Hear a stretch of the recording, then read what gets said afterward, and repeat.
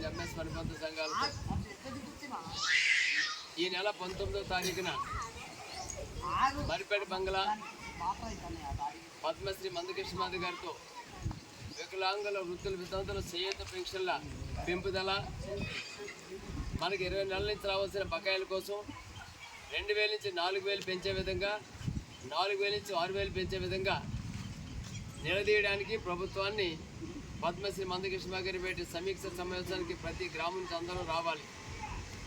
తప్పకుండా ఎందుకు రావాలంటే మీరు ఓట్లేసి మిమ్మల్ని నమ్మించి ఓట్లేసుకుని మోసం చేసిన రేవంత్ రెడ్డికి సరైన గుణపాఠం చెప్పాలంటే మీ కాళ్ళు చేతులు నోరు లేని వృద్ధులు, వితంతులు, వికలాంగులు, ఒంటరి మహిళలు, వితంతులు కానీ మీ అందరికీ 20 నెలల బకాయిలు ఇవ్వకుండా మీకు ఇవ్వాల్సిన 20,000 కోట్ల రూపాయలని రైతు రుణమాఫీ చేయగలిగాడంటే మరి అంటే మీ తరపు నుంచి రైతు రుణమాఫీ చేయొచ్చు, వారు ప్రభుత్వం సంక్షేమ నిధుల్లోంచి ఇవ్వాలి.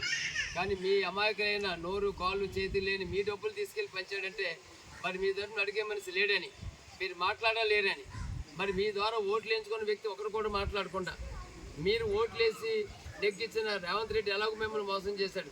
ప్రతిపక్షంగా ఉన్న కేసీఆర్ కూడా మీ గురించి మాట్లాడతలేదు. మిమ్మల్ని ఓట్లు వేసేటప్పుడు గ్రామాల్లోకి వచ్చే సర్పంచులు కానీ ఎమ్మెల్యేలు కానీ మీకోసం అసెంబ్లీలో కానీ పంచాయతీలో మాట్లాడతలేదు. మరి ఎవరు మాట్లాడాలి? మిమ్మల్ని మానవతా దృక్పథంతో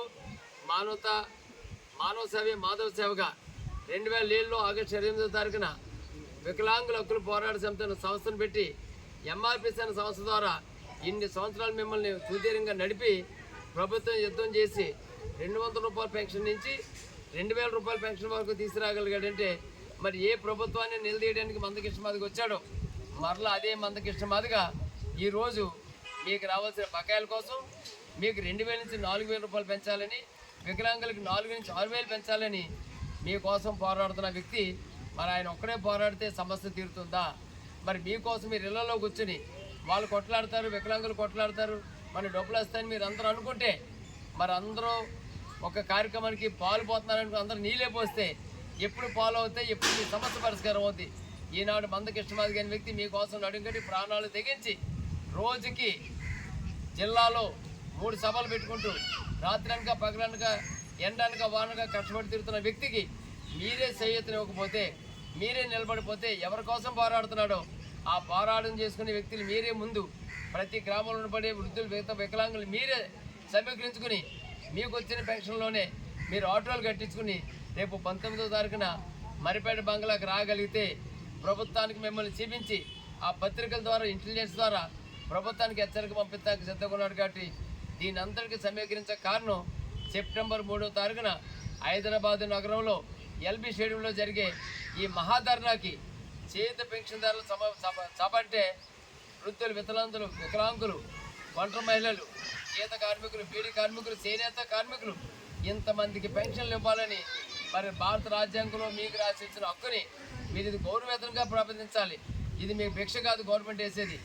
మన కోసం ప్రభుత్వంలో నిలదీసిన రాజ్యాంగ పరంగా వచ్చే హక్కుని మనం నిలదీసి మాట్లాడకపోతే, ప్రశ్నించకపోతే మరి మీరు ప్రశ్నించక మీ ఓట్లు వేసుకున్న ఎమ్మెల్యేలు ప్రశ్నించక మీకోసం ప్రశ్నిస్తూ మాట్లాడుతూ కష్టపడుతున్న మీ గొంతుకై, మీ వాడిగా, మీ కాలై, మీ నోరై, మీ కళ్ళై మాట్లాడుతున్న మందకృష్ణమాదికి తోడుగా ఉండాలని ఉంటేనే తప్ప 4000, 6000 రూపాయల పెన్షన్ పెరగాలంటే సెప్టెంబర్ 3వ తారీఖున హైదరాబాద్ నగరం దిగ్బంధం చేద్దాం. ఆ దిగ్బంధం చేయడానికి ముందే చెప్పే అనౌన్స్మెంటే సన్నాహక సదస్సు ఈ నెల 19వ మరిపేట బంగ్లాకి అందరూ తరలిరావాలని, తరలిపోస్తూ మీ ఇంటి చుట్టుపక్కల ఉన్న వ్యక్తులకి మీరే ప్రసారం చేసుకోవాలి. మందకృష్ణమాది గారు పెన్షన్స్ వచ్చాయి, మరలా మనకు పెరగడానికి అన్నే పోరాడుతున్నాడని మీరు అందరికీ మీకు మీరే మోటివేట్ చేసుకుని మేము జన సమీకరణ గ్రామాల్లో తిరిగి చేయగలం. ఎవరెక్కడున్నారు ఇన్ని ఏళ్ళ బట్టి చేస్తున్నాం. కానీ రేపు రావాల్సింది హైదరాబాద్ వచ్చినా, మరిపేట బంగ్లాకి వచ్చినా మీరందరూ ఆటోలు కట్టించుకుంటారు, బస్సులు కట్టించుకుంటారు. 6000, 4000 సాధించుకోవాలి. 20 నెలల బకాయిలు మీ చేతికి రావాలంటే హైదరాబాద్ తరలి రావాలి. హైదరాబాద్ గంట ముందు మరిపేట బంగ్లాకి రావాలని తెలియజేస్తున్నాం. జై మాదిగ, జై మందకృష్ణమాదిగ, జై వికలాంగ్.